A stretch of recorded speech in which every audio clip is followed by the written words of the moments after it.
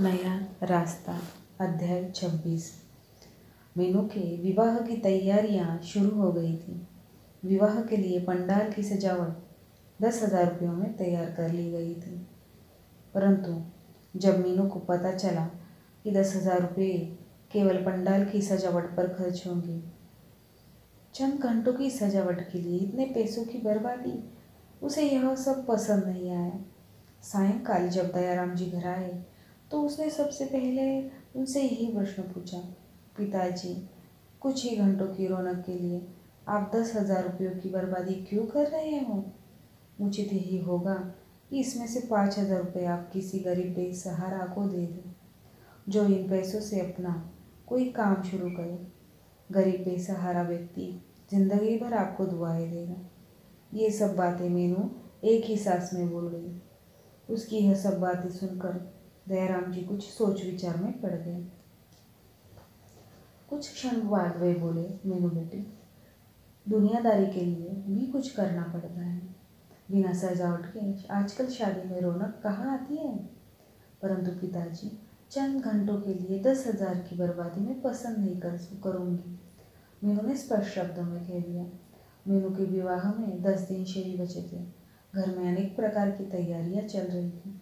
मीनू बाहर चौक में बैठी मशीन से सिलाई कर रही थी। तभी उसे किसी परिचित का नमस्ते दीदी का स्वर सुनाई पड़ा।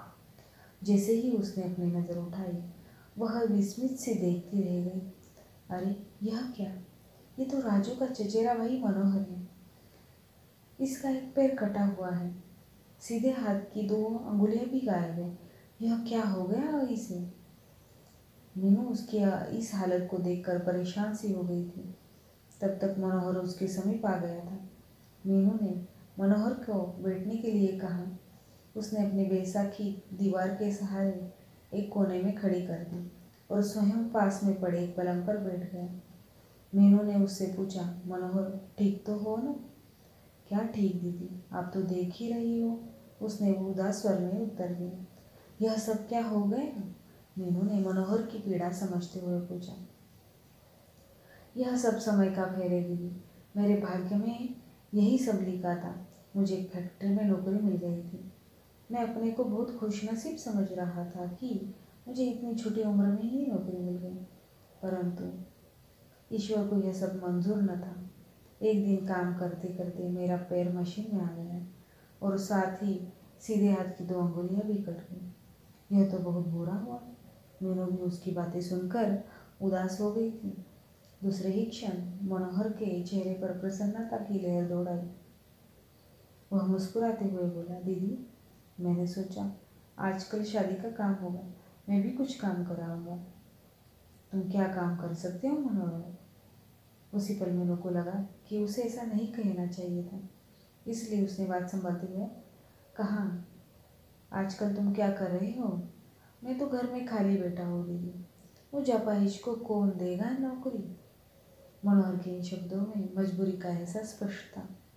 मीनू के हृदय में बचपन से ही अपंग के लिए दया की भावना थी, परंतु मनोहर को तो वैसे भी वह बचपन से ही जानती थी, इसीलिए उसकी यह हालत उससे देखी नहीं जा रही थी। मीनू ने मन ही निश्चय किया कि वह किसी न किसी रूप में मनोहर की सहायता अवश्य करेगी। विवाह के फालतू खर्च में से कुछ रुपए बचाकर अपने अपाहिज मनोहर की सहायता करने का संकल्प किया।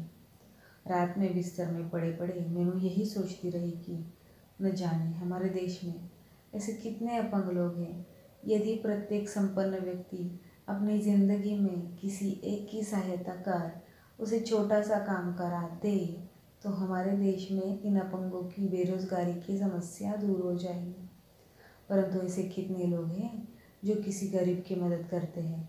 पैसे वाले लोग अपने नाम के लिए बहुत कुछ लुटा देते हैं, परंतु ऐसे लोगों की मदद कौन करता है? पलंग पर पड़ी पड़ी मीनू यही सोचती रही कि मनोहर की किस रूप में सहायता की जाए। यदि उसे रुपए दे दिए जाए तो कहीं वह वैसे ही उन रुपयों को खर्च न कर दे, और यदि उसे कोई काम भी न कराया जाए तो कौन सा? वह अपाहिज हर कार्य तो नहीं कर सकता। सोचते सोचते मीनू के मस्तिष्क में यह विचार आया कि मनोहर के लिए पान की दुकान कराना उचित होगा। एक पैर न होने के कारण वह चल फिर तो नहीं सकता, परंतु सीधे हाथ की 2 उंगलियां नहीं है तो क्या हुआ, बाकी 3 उंगलियों के सहारे वह पान तो लगा ही सकता है और 5,000 रुपयों में पान की दुकान आसानी से खोली जा सकती है। प्रातः होते ही मीनू ने अपना सुझाव अपने माता पिता को सुनाया। उन दोनों को भी मीनू का सुझाव उचित लगा।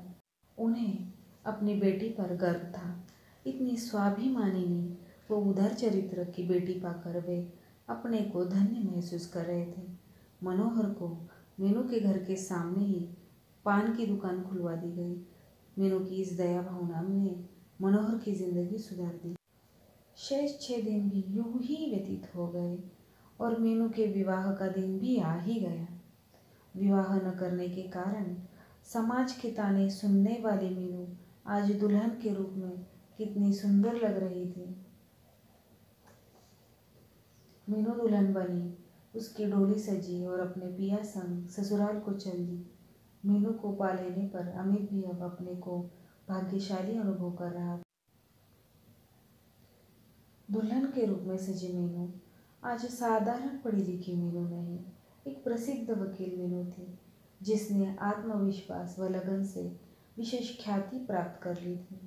आज वह अपनी उस मंजिल तक पहुंच चुकी थी जिसकी उसे तलाश थी।